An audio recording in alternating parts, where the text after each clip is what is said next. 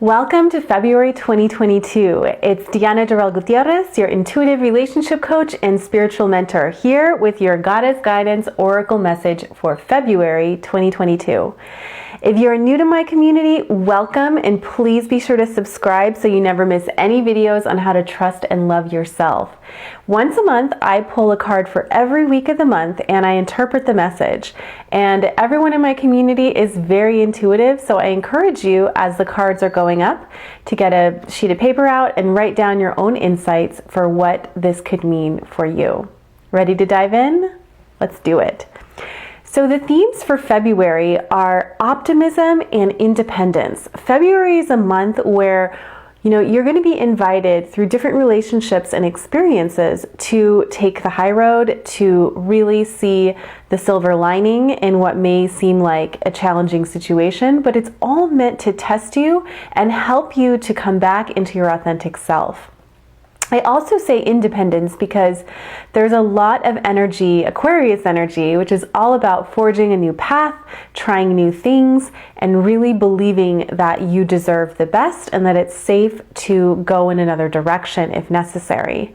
So as we begin the month, actually before I even pull a card, I want to give you the date. So January 31st is a new moon, and it is in Capricorn until 2:42 a.m. and then it comes into Aquarius. So what does this even mean? In this first week in February, there might be this push-pull within you between wanting to be pragmatic, practical, do the right thing, and maybe be in your head, to expansive thinking and taking a risk and being a little crazy, like which way do I go kind of thing. But this new moon favors grounded risk-taking.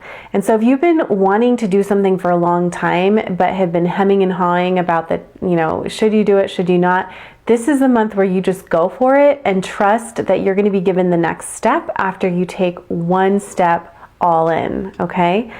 So the first card that I got is Opal, and I interpret the picture more than the words. But this card is really about inner child stuff. So this may be a literal message for you if you're asking about a child that's crossed over, or a pregnancy or fertility.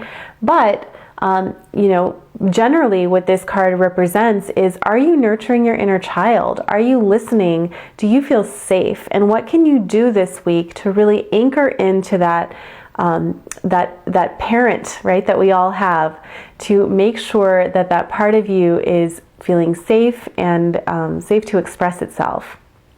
And also I'm drawn to the color purple in this card.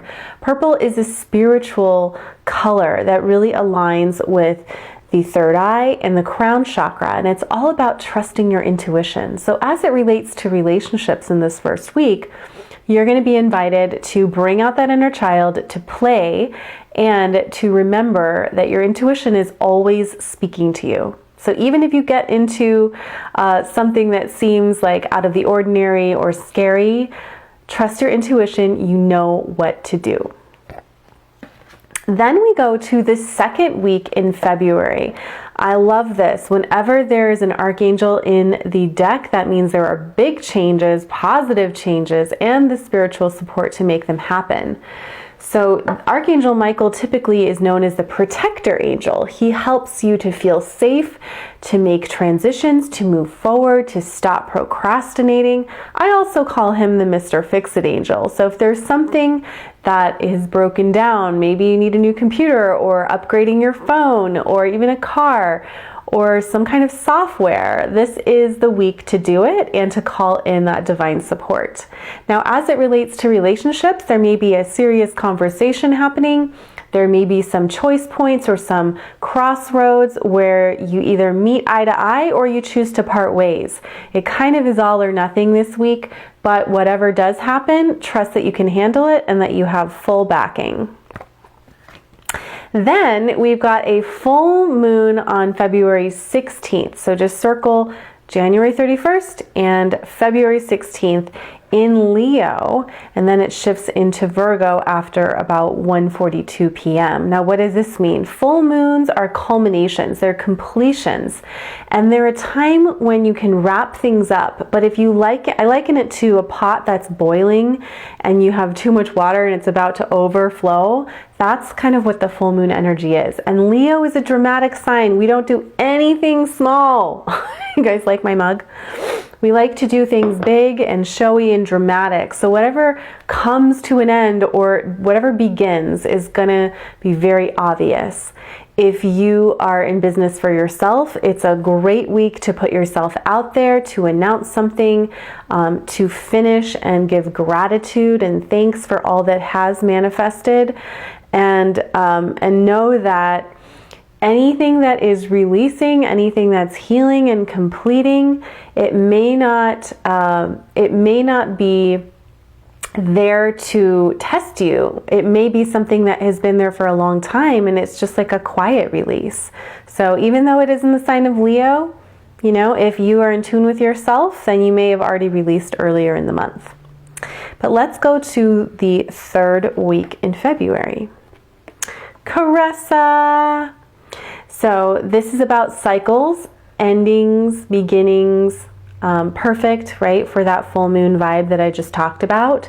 But this is also like looking at where is the sun setting, you know, as far as the old belief system. Where do you need to be nicer to yourself? Where are you just done?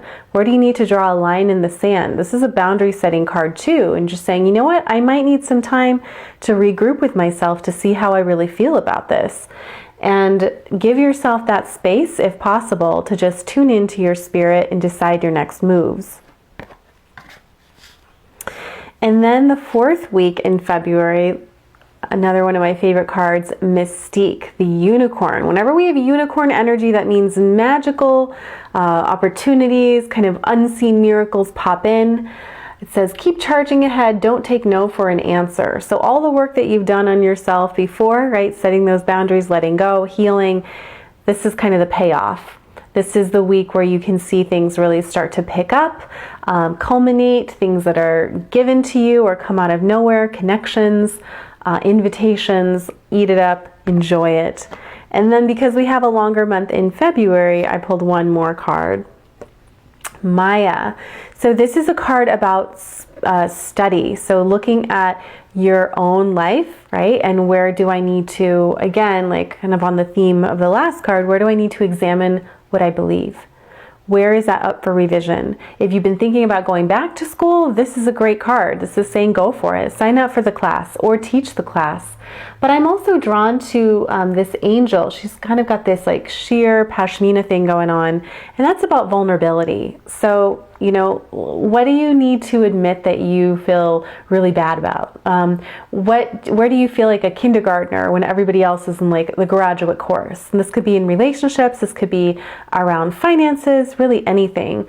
Where do you need to be tender and let yourself be vulnerable and let yourself kind of be like a newbie and not know all the answers? Because a newbie doesn't stay one for long if you can go in with eyes wide open and are open to learning and growing. All right, so that is the month of February. There is a lot going on. There's a lot of potential for, like I said, independence, innovation, stepping out on a new path, but also a lot of healing and going back to the drawing board to see, what do I believe?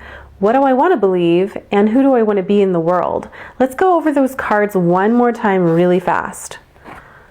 So as the month begins, it's all about inner child, nurturing your inner child. As you do that, you are guided to make big changes in your life, or big changes are being made for you, but you've got spiritual backing. Then we come on the heels of the full moon, and there may be endings, beginnings, transitions happening, but it's all for your benefit.